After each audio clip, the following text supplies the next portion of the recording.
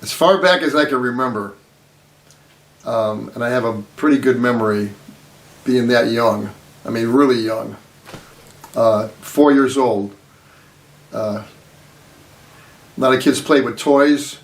I did, but my mother gave me these records to play, and she taught me how to use the needle on the record with the old-fashioned, they call it the Victrola, with the horn. Remember those things? And she had 3 records she bought me. And it must have been 56 or 7. Because when did Hound Dog come out with... Mama Thornton? Well, no, it was Elvis. Elvis, I think, was 54 on Sun. Well, I think Hound Dog was 57 maybe. I'm not 56. Sure. Maybe 56. So, I think Big Mama Thornton might have been 54, and he did the his earliest recordings then. But we get in the old 1952 Chevy, and she would take me to school, or we go to the store together. And at one point, Elvis was on every channel. You know, when you hit the different channels, a couple of rock and roll channels, and she goes, "There it is again. There it is again. Listen to this." And she was like kind of like my mentor, like, you know, like, check this out, you know. She was a real rock and roll mom. And so we ran out and bought the record, you know. And it was that record and another record by Fats Domino. It was called Blueberry Hill. And then an album by a guy named Bill Doggett. And they had played Cleveland. I don't think they were from Cleveland. Maybe they were. But they played the Theatrical Restaurant. And I don't even, to this day, I don't remember what Bill Doggett played, but it was the greatest guitar and saxophone rock tune. But it was like, if you stop and think about it, it was totally blues, you know. So I wore that record out, you know, and it was part 1 and part 2. You know, the part 2 is an extended version of Bill Doggett. And nowadays, you hear that song, whether you know it or not, in a million movies. You know, it's like anytime anybody represents the 50s, they always seem to put that song in the movie, you know. And so I'm thinking about it nowadays, and I'm going, was I being groomed to be a blues person, you know, or what? You know, it's like, so... pretty strong introduction of that genre. I mean, you know, when I think about it, and to this day, it's one of the greatest blues tunes I think I've ever heard. I mean, beautiful guitar solo, and the saxophone was beautiful. And so I wore that out. So she washed clothes, and I've told the story many times. And on the label of the one of the records, the logo for RCA was a picture of a little dog sticking his head into the horn of a Victrola. Okay, it was a picture of that. And I remember seeing that and thinking that's what I had to do. So I used to stick my head right in the horn, like the little picture of the dog. And she'd catch me somehow, you know, going up and down the stairs washing. No, don't do that. Don't do that. You know, I go, what's the matter? And I just would show her, you know, that's what the dog's doing. Yeah. You know, no, you're going to hurt your ears. Don't do that. So that's the first thing I remember. And then the next thing I remember is my brother Vito was only about 2, you know, and he was crawling around the house. And at one point, I don't know how it happened, but I distinctly remember this. He took the record and he broke it over my head, and it broke in a million pieces. It's like, and I started screaming and crying, you know, because it was an album. You know, and so my mother goes, and we'll get you another one. So then we went and bought the 45 record. But he actually did that. So were these 78s right on the cusp of 45s coming out? I think they were 33. Okay. Yeah, it was a 33 album. That'd be wild, though, if you even went back to 78s. The Hound Dog was a 45, and the Blueberry Hill was a 45. And I believe I still have them buried in the collection, you know, somewhere. I mean, I never got rid of that stuff. And then, you know, TV had just come out, you know, and I never forget going to my grandmother's every Sunday for spaghetti. We're all Italian, you know, Sicilian. And we go by Grandma's house, you know, she lived 1 street away from me in Shaker Heights. And all my cousins were older than me, at least, I mean, starting with 3 to 4 years older than me. You know, then some of them were 10 years older than me. So we were like the little babies, and we'd go to grandma's, and everybody everybody would crowd around the TV set. Like when you see these old retro movies and everybody's imitating the 50s and what people used to do, they'd crowd around the TV, and the TV screen was about this big. Yeah, if you had an 8-incher, you were rich, and if you had a 5-incher, the screen was about this big. Were they? Okay, and my aunt would be ironing. Auntie Ange would be ironing, and my grandma. We're all crowded around the TV to watch the Ed Sullivan Show on Sunday. And it was just like you see in the movies, the way people interpret what it was like. And Elvis was on Ed Sullivan. I actually watched the original Elvis on there. And never forget, we're just like kind of watching it, and so that's what Elvis looks like, because I listened to the record for so long.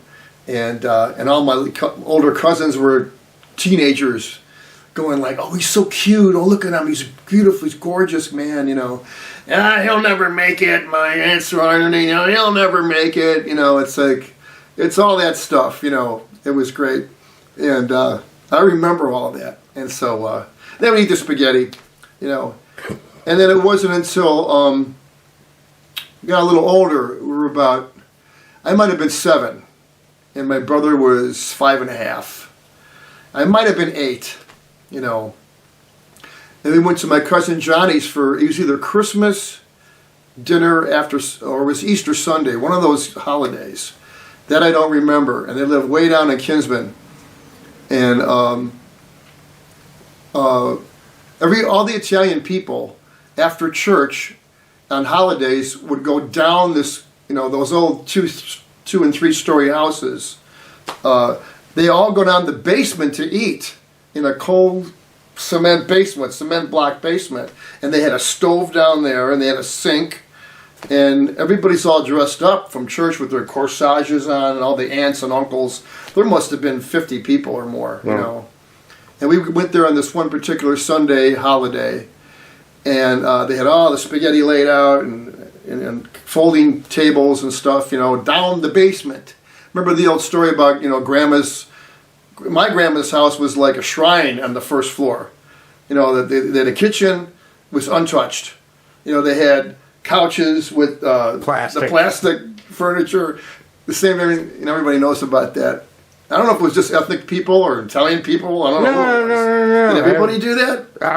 Many of my relatives I thought it was crazy. It's like, I remember watching an early Star Trek in color at a relative's house that had a color TV, and we didn't.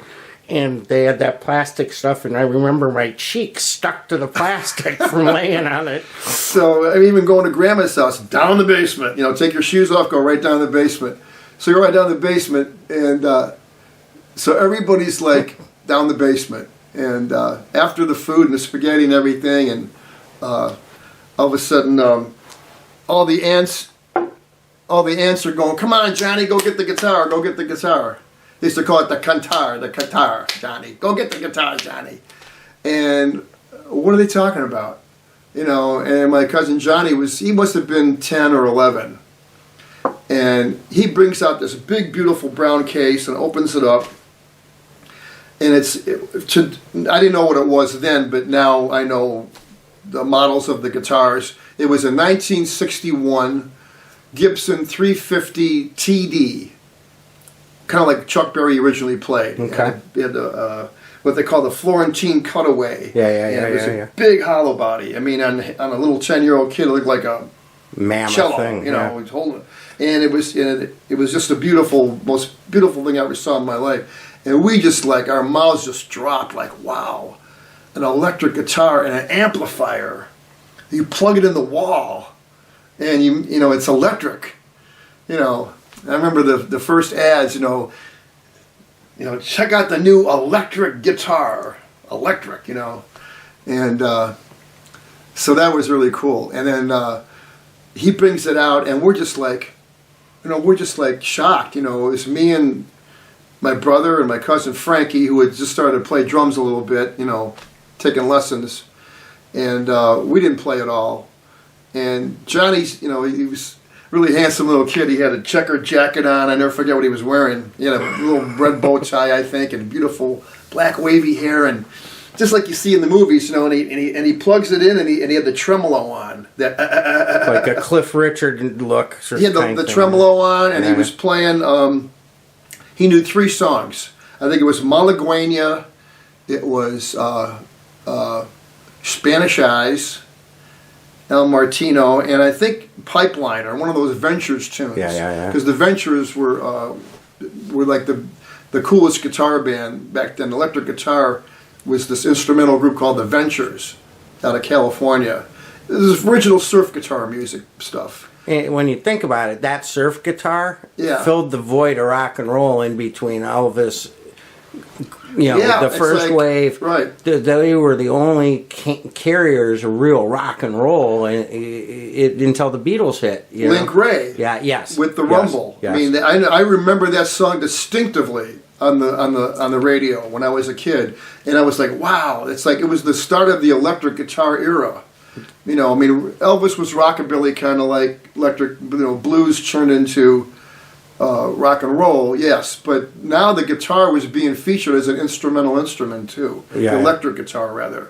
And the Ventures were the first group really, and Link Ray and Dick Dale. Yes, yeah. They were the electric guitar gods back then, and I keep emphasizing that word electric because it was like a new thing.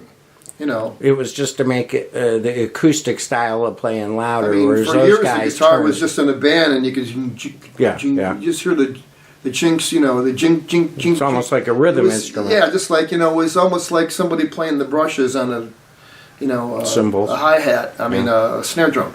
So so where was I? Oh, so then after he played that, I mean, we were just like. Just like it was like a culture shock, like wow. And we're driving home that night, and typical little kid I was, Dad, I want to play guitar too.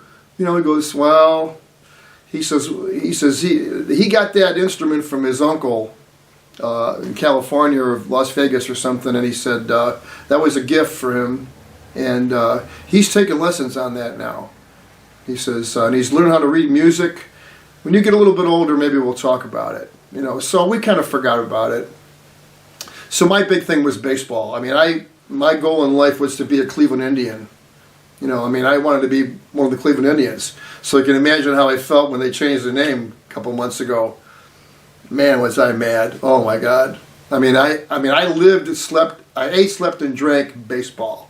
And my favorite baseball player was Rocky Colavito. Cleveland Indians. Yeah.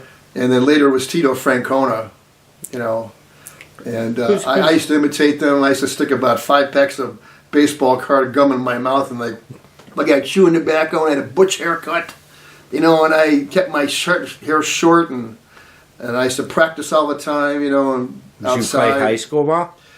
No, I never played high school, because by then I became a guitar player. Yeah. But, and everybody always talks about the Beatles, made them start to learn how to play. Well, I wanted to learn how to play way before that, And actually, my father would bring home albums from the local jukebox guy. We knew the jukebox people. And in those days, the jukeboxes had albums in them. Really? In the jukeboxes, yeah. And when the albums did their course, they would give them away. And he said, here, Johnny, give this to your kids, a stack of albums. But it was all like Frank Sinatra, Dean Martin, Jerry Vale, Tony Bennett, Perry Como. My father loved Perry Como. He liked them crooner guys, He didn't like rock and roll. I mean, getting in the car with my mother, we're changing channels looking for Elvis. I get in the car with my dad, I'm changing channels looking for Elvis. Shut the right thing right off, right in front of me. It's like... What DJs? And I got scared, huh? What DJs, especially in the 50s, we hear about the 60s and Alan Freed. You don't hear much. I'm sure it was Alan Freed, Bill but I didn't know what a DJ was or yeah. anybody's name back then. Okay. I mean, I was just a kid sitting in the front seat. Yeah. Without a seatbelt in the car seat. Those days, you were a kid, you sat in the front seat. You're 4, 5, 6, 7 years old. No seatbelts, there's no car seats, So I was playing with the radio, and my father would just shut it right off. It was very not a rock and roll guy. So I used to take those albums. So my upbringing was also listening to big band stuff, you know. And he would, and this one particular album I wore out. It was Skip Martin or something, the orchestra leader, had made an album of all the famous TV themes. Peter Gunn, The Untouchables, all the famous TV shows of the late 50s, the theme songs. Right. And it was orchestra music, you know. And I love that album, sure. You know, and I wanted to be a trombone player, you know. And I begged my dad for a trombone first, you know. And then he finally bought me this one. It was, I think it was called an Emini or something, made by Emini, which was like a student model. That was, it couldn't have been more than $50. I don't know what. And it was just so big, and I tried to make sound out of it, and you know, I was too young for that, you know. So I never pursued it. But till this day, I love. That's my favorite instrument besides, you know, saxophone. And so getting back to the story, it wasn't until everybody saw the Beatles that night, you know. But we had listened to records before that, and I had a record collection. Yeah. And it was mostly guitar music. But it wasn't until we actually saw the Beatles, and you know, the Beatles were promoted a few months in advance, so everybody was ready for that. That was the greatest promotion of all time. You know, I mean, if you remember, the Beatles were on the radio way before they ever came here, and they were really pumping it up. So Brian Epstein, or whatever his plan was, really worked. Yeah. They first started charting like in October of '63 and didn't come till like February. I mean, we bought the albums and everything. Yeah. I mean, before they were on television, it was a great promotion plan. Beyond that, though, and we don't do that as much anymore. One of the greatest unifying events of the country. You had so many people watching the same thing, experiencing the same culture. Now we're so diffused. It was obviously a plan. Yeah, oh, sure. Okay, so everybody was ready when it came for the night of the Beatles to be on Dale Sullivan's show. It wasn't like we just saw them for the first time. Well, we saw them for the first time, but we already knew who they were. Right. And we had already bought the records. We already loved them, you know. So when you see them now, it's like, wow, and that's what the big thing was all about. Nobody ever talks about that. Yeah. But that's really, it was a hype. It was a hype. And it was a plan. Yeah. And it was the greatest promotion plan in history. And that's why they became so famous. I mean, but everybody loved him, and everything about him was cool. I mean, stop and think about this now. We're little kids. Everybody's got butch haircuts or crew cuts. You know, they used to get this stuff called butch wax, and you put it over here, and it's like a little piece of hair here, and the rest was a butch haircut. Everybody had that kind of style, and white walls, and they had a thing called the regular man's haircut. We used to go to the barber shop, and my father would take me there, and it was, they called it a regular man's haircut. And it was a part, and you combed it over, excuse me, and they had white walls, and they put this hair tonic on your hair, right? And it smelled, you know, and then you had this like sticky stuff in your hair, and you come home, and your mother and your grandmother, oh, you look so beautiful, you know, and this kid, he looks like a little man, So they called it a regular man's haircut. I never forget that. That died out pretty quick. Yeah. As soon as the Beatles came out, you know. That Sunday night, we all crowded around the TV, you know. And as soon as they came out, now picture this now. You know, everybody's used to the Beach Boys or the Ventures or people with greased back hair, you know, motorcycle jackets or surfer shirts, you know, and Fender guitars and Fender amps, you know, and Rogers drums, you know. It was everything the Beatles brought to us. It wasn't just the music. It was their equipment, too, that was so cool. You know, it's like they had the hairstyles. They all dressed up in suits, which was really cool. And they had these German instruments. Rickenbacker guitars and Hofner basses, or, you know, and Vox amplifiers. Vox.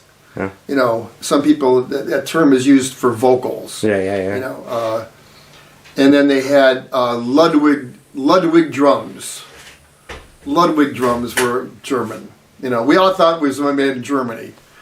And, well, actually the bass was. But we didn't realize that the Rickenbacker was made in Los Angeles and it was invented by a German immigrant that moved to America. And that was later on. But everything about them was so cool. I mean, and they had the boots, the Beatle boots. Oh, yeah. These Cuban heels with these little stretchy looking, sides to them, With zippers. Every little thing about the Beatles is what made them famous and what made everybody like them. And it was the hair, and it was the faces. They were like, beautiful little boys, and you could see they didn't look American. They looked, from another country. It's everything about them. So it was a major boom, impact. It's a shock, it's a culture shock. And everybody the next day, I think everybody I knew wanted to be a Beatle after that night, or they wanted to play an instrument, right? And I never forget. So my hair had been grown out. I think it was February, right? Right around this time of the year that the Beatles were on Ellie Sullivan. Well, stop and think about this. I hadn't had a haircut since the summer. So my hair was grown out. And the summer was baseball time, Butch haircut, crew cut. And then, so my hair was grown out. And I never forget the next day, I combed my hair down and I cut it right across with the scissors. I had the perfect Beatle haircut. It was perfect. I went to school that day and all the kids were crowding around me like, is that a Beatle haircut? Is it really? I go, yes it is. Yes it is. And they're like, oh my God, it looks so cool, And I caused such a commotion that day. And all the girls and all the guys were like, man, that looks really cool, man. That looks really cool. And we had this old bag teacher. She was just a battle axe. She was just a mean spinster type of, she just was a bad person. I mean, I hate to say that, but I didn't like her and she didn't like me. And she thought I was being such a bad influence on all these kids that she sent me to the office. And they called my parents.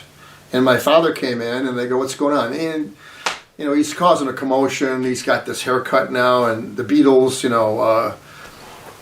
thing. And they didn't know how to explain it, Oh, yeah? Okay. So he goes, come on, let's go get in the car. So he got in the car. Where are we going, Dad? He goes, we're going to a barber shop. No, please, not that, please. And so... the regular man haircut wasn't too appealing at that point. I got a regular man's haircut, man, and it was shorter than normal. And I had the hair tonic, I had the white walls, and I cried all the way home. I mean, and the next day I went to school, the kids were like disappointed in me, like, you were so cool yesterday. Yeah. I mean, we were like, 9 years old, I never forget that. And then, so that was that. So when did you two, start playing your own music? By that summer, the summer of '64, we had my mother used to go to this Eagle supermarket on Mayfield Road. It might have turned out to be Giant Eagle, I don't know, but it was a little supermarket called Eagles, and it was on Mayfield, right between Lander and Golden Gate, and there was a McDonald's down the street. And we used to, that was the closest place we could go to get McDonald's or go anywhere to a store. And right across the street from this Eagle shopping grocery store was a little music store. It was called Gene Beecher's, and or Beecher Brush. Gene Beecher, Howard Brush was the drummer. He was the guitar player. And Gene Beecher, to give you an idea of him, we walked in the store and he was about 60, maybe 60 years old. Gray-haired guy with glasses like these, just like these. And he had the personality of Mr. Rogers, totally, And what can I do for you young gentlemen today? He was an orchestra leader and him and his wife had an orchestra. And we just were like in awe. The first time we ever walked into a music store and they had everything on the wall. They had Gibson Firebirds and hollow bodies, and they had amplifiers and no Fenders though. And in the window they had a guitar. There was an acoustic guitar, and it had a price tag of $40 on it. So right away, me and my brother had this brainstorm. We go, hey man, we got $40, don't we? Hidden in the drawer from birthday cards and Holy Communion money. We saved our communion money, and we had parties. They give you a card. Here's $20. Here's $10. Here's $5. We had about $40 saved up between the two of us. Let's go tell Dad. We want to buy this guitar. Maybe he'll go get it for us. So we kept bugging my dad about it, and he just, yeah, okay. One day we'll take a ride. And finally we got him to go there. And when we got to the store that one day, we're passing this guitar back and forth, just banging on it, making noise, and he's talking to Mr. Beecher in the corner. And finally we said, Dad, what do you think about this? Can we get it? Can we get it? Here's the money. We got the money. And he goes, put your money away. He goes, I just made a deal for that electric guitar on the wall and that amplifier, he says. And we're like, what? He goes, yeah. He says, it was what it turned out to be was a little Gibson student model. It was called a Melody Maker. It had 2 pickups on it and a whammy bar, and sunburst finish, and it had a little Gibson amp with it called a Skylark. It was about $175 value back in '64, and the amp was maybe $75. So a good amount of money. So that's about what it cost. I remember it, and I saw the price tag for years. Was in the closet. We kept the tag. Wish I had it now, but. So he says, but I'll tell you right now, he says, save your money, he says, under one condition. He says, little Johnny, your cousin, is taking guitar lessons from this guitar teacher. I signed you up for this Saturday, so we're going to pick little Johnny up, and then we're going to all go and take guitar lessons together, and you guys are signed up. You have to learn how to read music and, become a real musician. So we're not going to argue with that. We were so excited. Yeah. We were so excited. And I never forget, it was Bob McGuire, the great Bob McGuire, who was our guitar teacher. And he was also, ended up to be years later, he wrote the song Moon Over Parma for Drew Carey. And he was a songwriter, and he said, he used to tell me, I'm submitting all my tunes to the publishers, and I keep getting rejection notices. Look at all these rejection notices. He always tell me, and that's just a business, Later on in life, I went back to him for more lessons during my life, and he also became the banjo player at the Shamu show at the SeaWorld for many years. Wow. But he was a wonderful guy, greatest guitar teacher in the world. Did we take lessons? Maybe for a couple months, but in those days, it was just hard to learn how to read the notes, and we kept listening to records and picking up little stuff off the records. But we got, just to backtrack a little bit, when we got home with the guitar that day, we turned it on and it was electric and it had the tremolo and it was loud and we're just banging on it, and we don't know anything, and then we just kind of instantly got bummed out, when we faced reality. It's what are we going to do with this thing? We don't know how to play it. We're going to start taking lessons, but that could take years. And we just got really depressed. I never forget this. And this is where my mom came in. What a wonderful, beautiful person. She says, she's seen how depressed we were, and she goes, give me that damn thing. I'll show you how to play it. And she grabs the thing. And she was left-handed, and she had it upside down like Jimi Hendrix. And she goes, give me that thing. Give me the pick. And she starts going, and I'll give you an example of what she was doing. She was going like this. Give me that. And she goes and she's just she's not fingering it. She's just kind of pawing it, going yeah, there's a chord. There's a chord.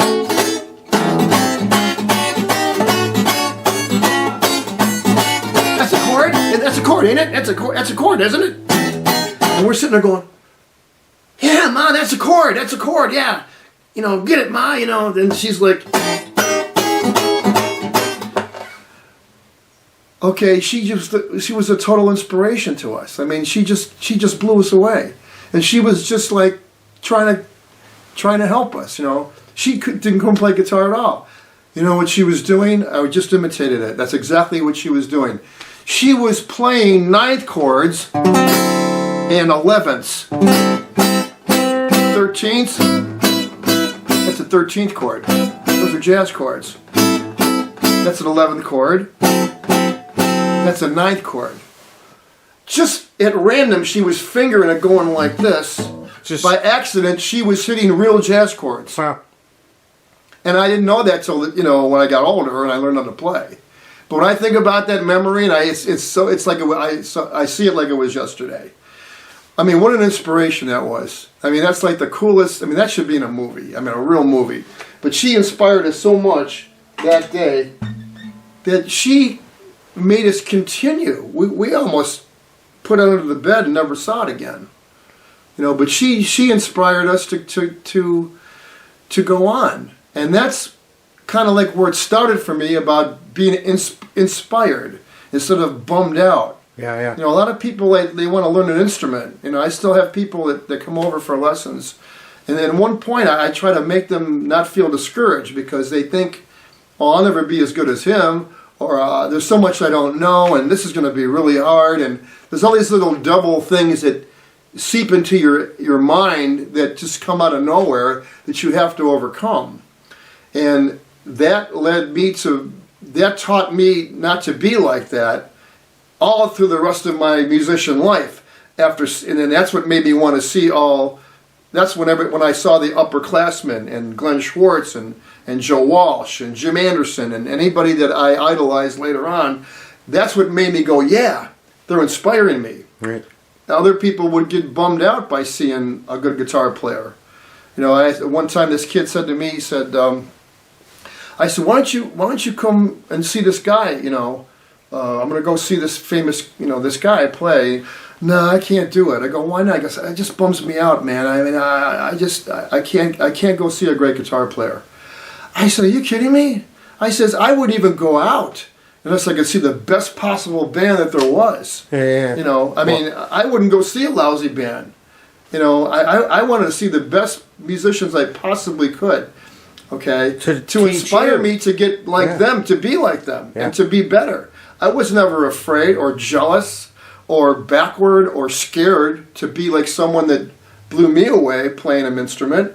And it all started with my mother and that incident that day. She taught me that indirectly, not to be inspired. I'm helping you. Like DIY. It's like, listen.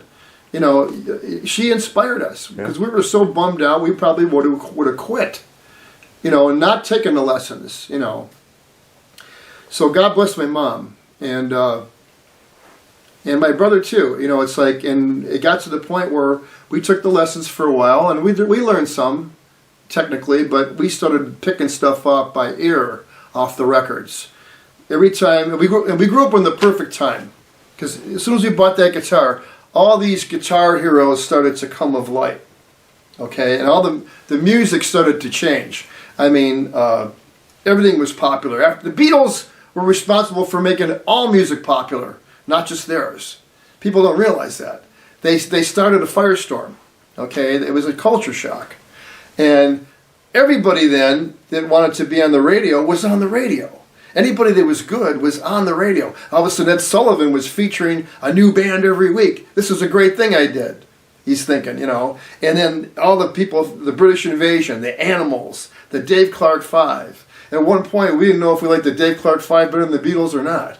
We started imitating the Dave Clark Five. We actually made a whole movie when I was dressed up with our shirts backwards with a safety pin in the back of them up here. And we put these black coats on and combed our hair down. Collars, yeah. And we're imitating the Dave Clark Five. They used to rock back and forth, And so Ed Sullivan was, we live for Ed Sullivan now. Every Sunday, what band could we see now? And then everybody started to buy Rickenbackers.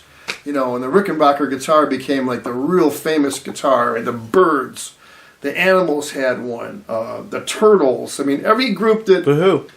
The Who. Everybody that was anybody was buying Rickenbacker guitars. And I wanted that so bad. It's like, And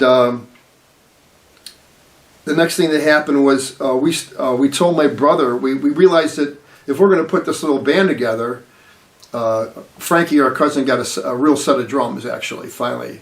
It's like $1,000 a cost for a 4-piece Rogers set. Wow.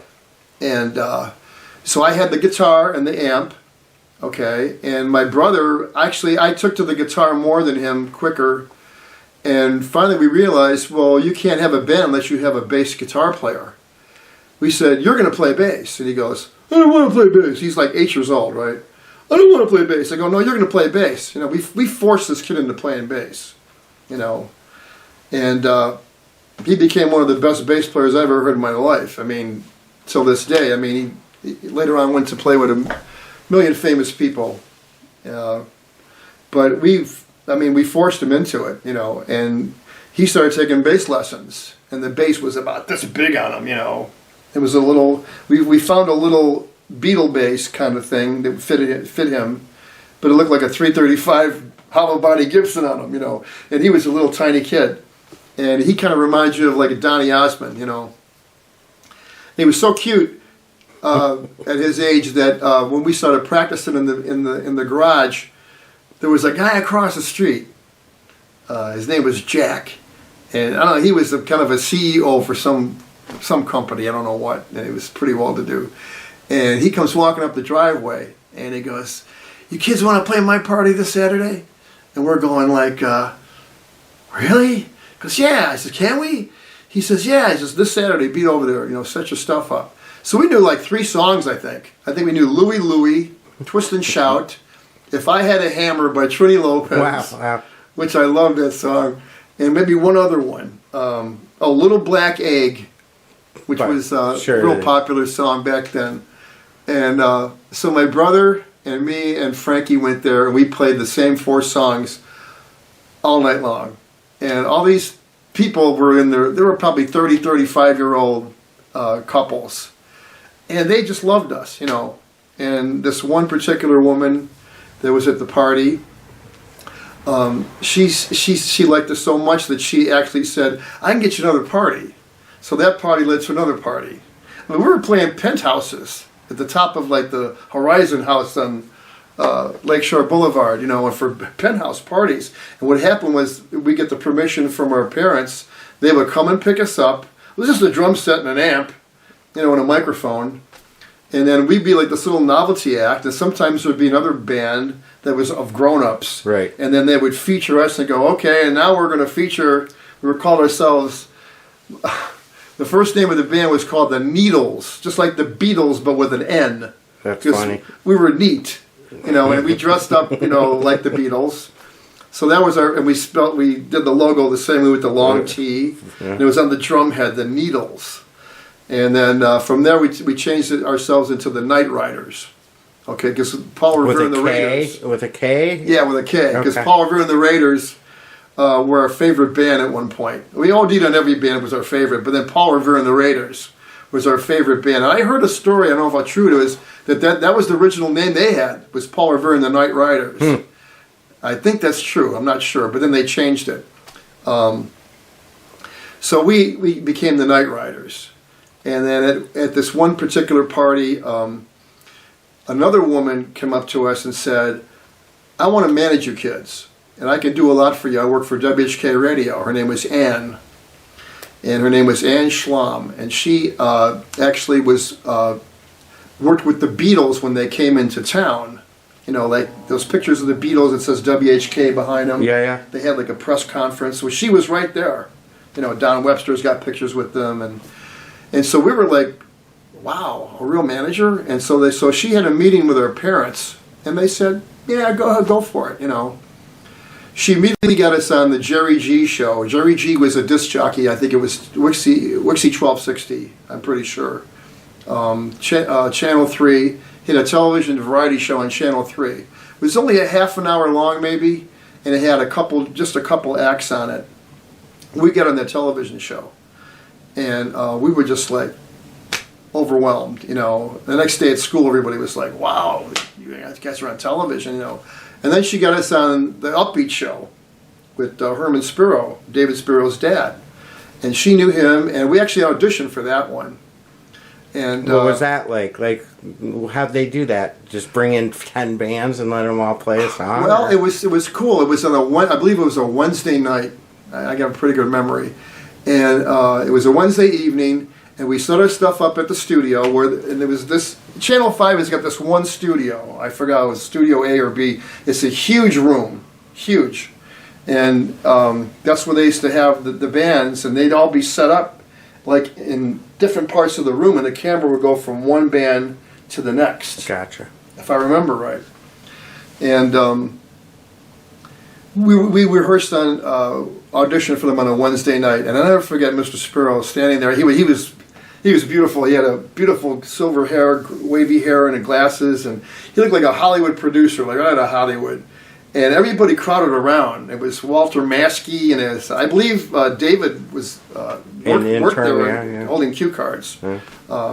I don't know if he was there that night, but it was 10, 15 people, like, with the clipboards and their, we were like, wow, this is like, it was scary. It was like, and we played our song, couple songs, and Mr. Spiro just had this heartwarming smile on his face, just like, it was just, the look on his face was just like, just full of heart, And I actually said to myself, I think he really likes us. I don't think he's going to put us on TV just because we're little kids. I think he thinks we're good.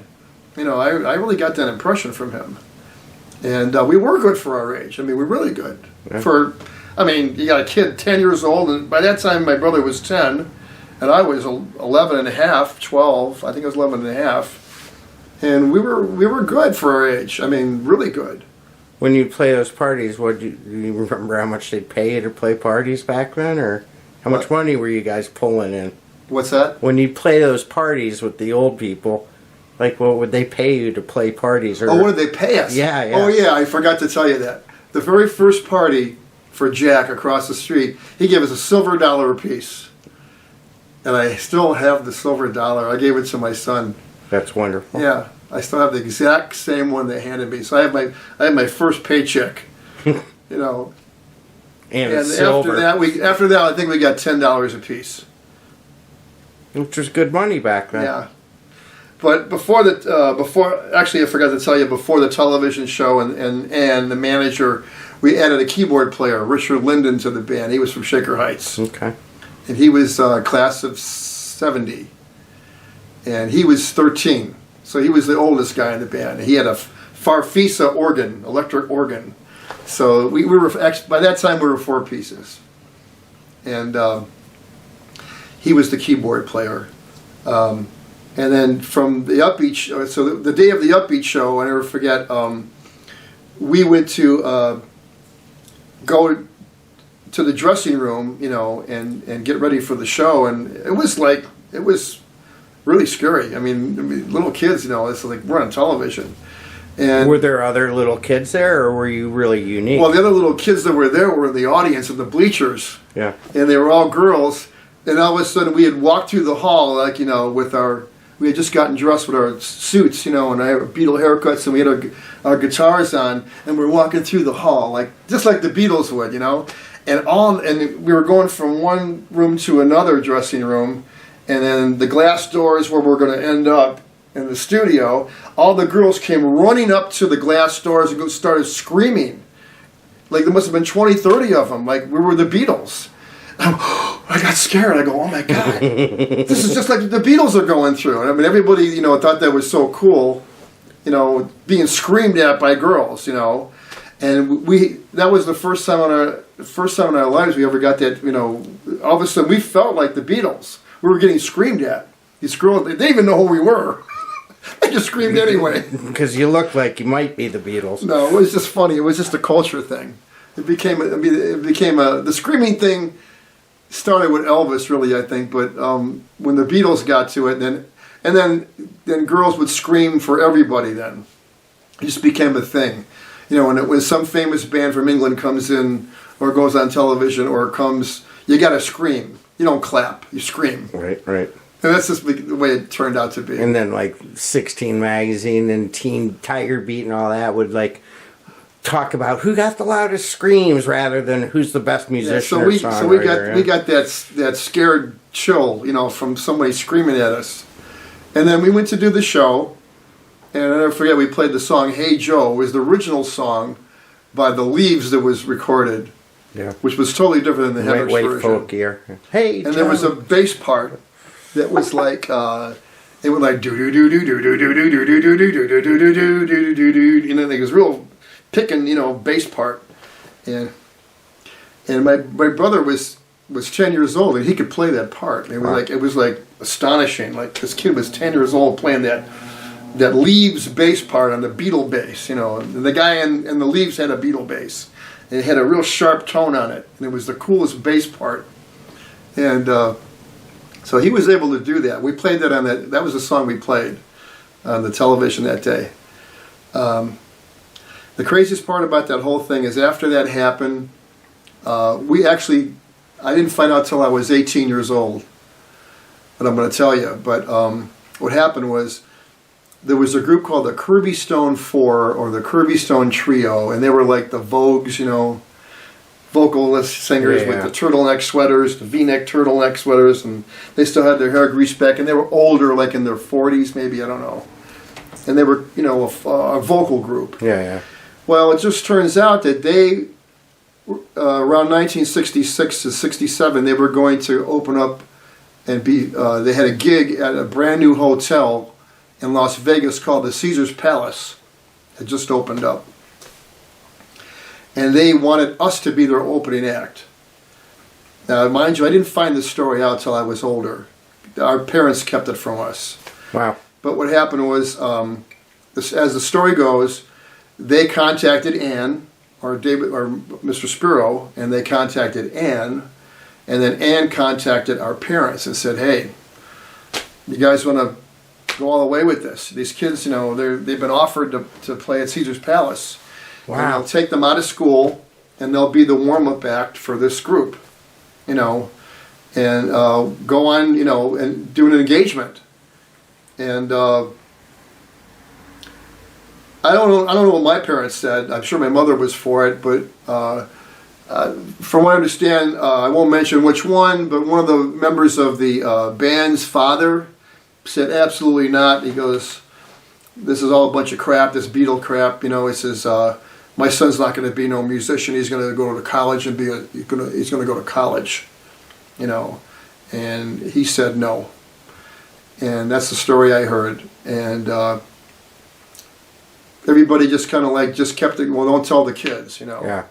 Now, mind you, at the same time, the Jackson 5 were coming to light, and Ed Sullivan had been featuring these little baby Beatle bands. Okay, there was a group called the Bantams. I saw them in the 16. We used to go by the 16 magazine. Yeah. It was all like Dino, Desi, and Billy. Yeah. Was Dean Martin's son, Lucille Ball's son, and the realtor's son. Yeah. Billy Hinchy was the father, sold them their houses.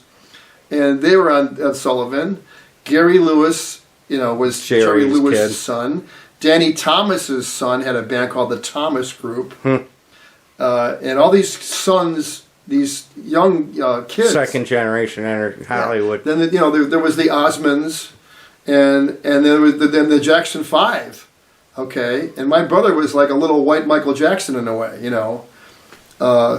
and so it was kind of like a little short fad there, where they were looking for that, And had it been the Jacksons, I heard Diana Ross was instrumental in discovering the Jacksons, and they packed their bags 90 miles an hour and they got on the train, Where our parents they weren't entertainment people. My father wasn't. And neither was the other member in the band's father. But this was the very opening of Caesar's It's like, Palace? nah, my kids ain't going to be no damn musicians, I mean, to this day I have people coming over with their kids going, "Isn't my kid got talent? Look at, isn't he good?" And I go back and I get jealous and I think, I go back to my memory banks and I go, what did my father think about us like that? It's like, because one time some guy walked up to him and said, "What are you going to do with these kids, Johnny? What are you going to do with them? They're great." He goes, "Hey, you're nuts." It's like, and I got so sad. I heard him say that right in front of me, But, nobody knew until years later my father seen that we started getting successful in our 20s, and my brother went on to play with a million famous people and recordings, and I guess these kids are pretty good. It's just that's how we grew up. We grew up in a family that was not entertainment, show business orientated. And that was a dilemma growing up. I mean, even practicing our guitars in our bedrooms with no amplifier. My father would barge in the door and, and cause a commotion. Put those damn things away. And where most people that became famous, they had a lot of support. Or they boogied and did it on their own. Well, yeah, either they went on their own and they left home, right, or they had support from their families. Right. There's only two ways it could have happened. So, getting back to the story, during that time though, there was places where we can go see, teenage groups, that were inspiring to us, and one of the first places we used to see the teenage groups that we were inspired by was the Orange High School sock hops, which were like a dance, but nobody really danced though. It was like an event after the basketball game on a Friday night. So we weren't old enough to get into the sock hop in the gymnasium. It was the girls' gym at Orange High School. And there was two bands in particular that were the high school bands. One was called the Disciples, and the other band was called the Rebel Kind. And these were all older classmen, seniors. Some of them might have just graduated, and we were like junior high school. I mean, I was 7th grade, and these were seniors. And it was so cool because we got to see, live groups that were older than us, to get inspired, and it was inspiring to see them. And we weren't really old enough to get in there. And I never forget, my brother was so young and cute, and he's like listening by the door, and I never forget listening to the bass guitar. You could hear the bass rumbling in the auditorium, in the gym, it was so cool. Wow, live bass guitar, and you could barely hear the words, and they had a table set up, and all the senior classmen, it was 50 cents to get in, and it was just like there's no way you could break the barrier and sneak in the place. And so the Rebel Kind band had a manager, Teddy Cohn, who went on to be a record executive later on in life. But he was a real big guy, and he seen my brother wanted to get in, and he goes, "You want to get in there and see that band?" He goes, "Yeah." He goes, he says, "Come here." And Teddy had a big 3/4 length, I don't know if it was a leather jacket with a belt on it or some kind of leather down to his ankles.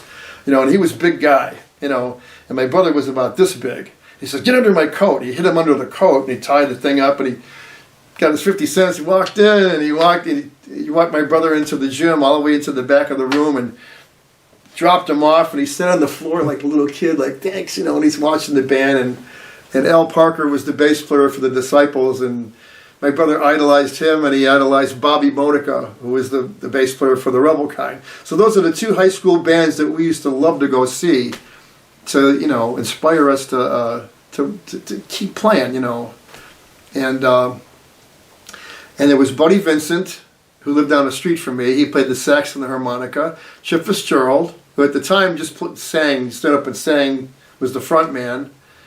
John Burris was the guitar player. Chris Butler, the drummer, went on to play with the famous group called the Waitresses years later. I forgot, there was a couple other members too that were short-lived. It was Bob Briggs.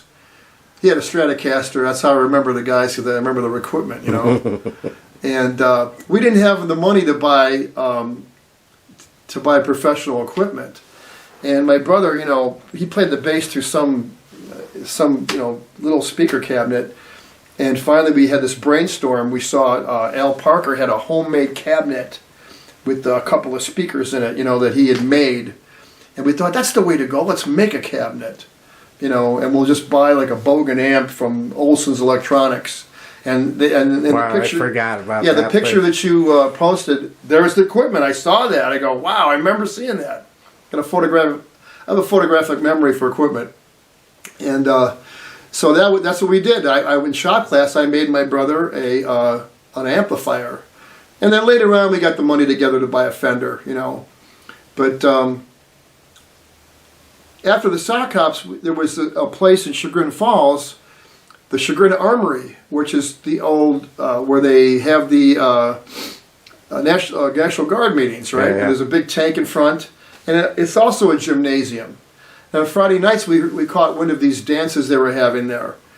And it was not just bands from Orange, it was bands from all over Cleveland now that were like 16, 17, 18, 19, 20-year-old musicians. And we're 12, 10, 12, 13, and and we were allowed to go there. It was 50 cents to get in, and all they served there was a little Coke in a little Coca-Cola cup, right? And little paper cup. That was like a dime or a quarter maybe, and that's all you could drink there.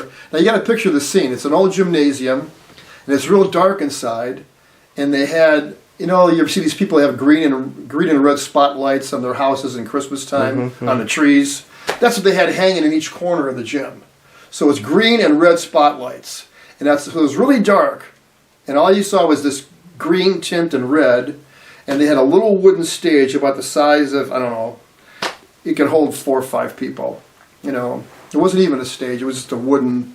And they had a band on the side of the floor, which was a warm-up act.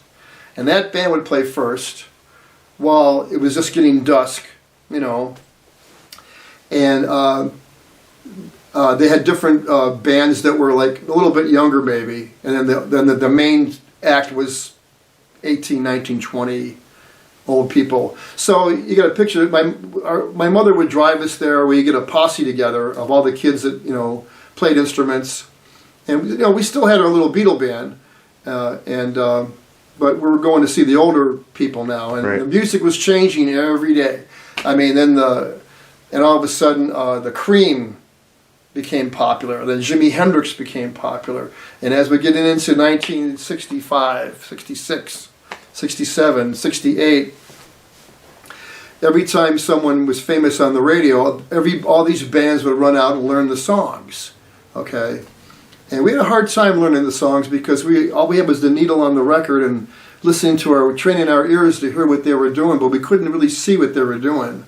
We didn't know how anybody was getting the sounds off their guitars, And so this was instrumental. So my mother would drive us, and sometimes she'd sit there all night with the motor running until we were done.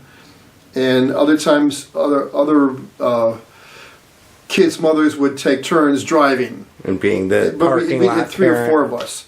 Now picture this now. We're walking into this dance, and we're this big. And everybody else is this big, And we're like kind of intimidated, like in the crowd, like, all these seniors, these kids were, they weren't kids, they were almost fully grown Adults. people. Yeah. And the Rebel Kind would play there, okay? And Jimmy Anderson was my hero. I mean, it's like he had a Super Beetle amplifier, and first time I ever saw a real Rickenbacker in my life. He had a red Rickenbacker, and I stood right in front of him, and I was like this close so I could touch him, and I just stared at everything he was playing. Ken Margolis was the keyboardist. Angelo LaMarco lived down the street from me, at the end of the street. He was the drummer. And LaMarco's Pizza? Pardon me? The same LaMarco's from the... No, LaMarco. Oh, okay. With the 0, with the O. Oh. And Bob Monica was my neighbor around the side of the street and through the woods. He was the bass player. And, I mean, every song they did, the repertoire was just... It was Van Morrison, it was Spencer Davis, it was... They did some Motown, they did a little bit of everything, and they were like the greatest band. They had the greatest balance of every band I heard. I mean, the best singing, the best balance, the best chemistry. And they were like our favorite group. And then there was other bands from Painesville that started coming around. One in particular was called the Mods. And that was Wally Bryson, Dave Smalley. A bass player was the greatest bass player in town at the time was this guy named Dave Burke. The first guy I ever seen slap a bass like this. And he was playing like, and he just blew us away. And Jim Bonfanti was the drummer. That ended up to be the Raspberries and the choir. Right. The choir, then the Raspberries. There was a few different names they had in between that, Cyrus here. But the original band, and Wally Bryson became my hero then. He had a Rickenbacker 12 string. He had a natural wood colored one, And I stood in front of him. I mean, you picture this now. I'm this big, and I'm looking up at these guys, you know, and that's how I wanted to be front and center, and I'm watching everything they played on their left hand. And then after these dances, I would go home. My mother would take us home, and it would be still about 11 o'clock, 11:30. It would be over with. And I would stand in the mirror and try to remember what I saw. You know, I mean, that's how primitive it was. It wasn't like it is now, YouTube and online lessons and, you know, play with Joe Bonamassa, you know, just call me up and we'll jam. There was nothing like that. You know? I mean, we had to learn the hard way. It was like caveman days, learn how to play riffs. Or even having your friend show you who had taken the lesson and stuff like that. Whereas it was amazing. Kids don't need to do that crap anymore. I got to admit, though, it was the greatest time growing up as a kid. I wouldn't have changed a thing. Okay? And Ghoulardi would be on TV, for the people who remember Ghoulardi. He would be on TV, and as I'm watching Ghoulardi, picture this, in the bedroom, all the lights are out. Okay, I got my guitar, and the amps on real quiet, and I'm practicing to the light of the TV, the black and white picture. And I'm looking at myself in the mirror, and I'm trying to remember where he went, what I had seen. I used to just had a photographic memory of where he was on the neck, playing at a certain song, you know. And I was wanting to learn that song, and then I would forget, or I would, you know, go back and see him again and wait for that song to happen. So that's how far back it took us to learn. And so one day at school, we went to school, and I didn't go. I think one time. I didn't go every Friday, but this one kid said, we went last week, and there was a group called the James Gang, and there's this guy, he looks just like Jesus. He's got real long hair and a big beard. He had bell bottoms and sandals, and he's a fully grown man. This guy's not no teenager.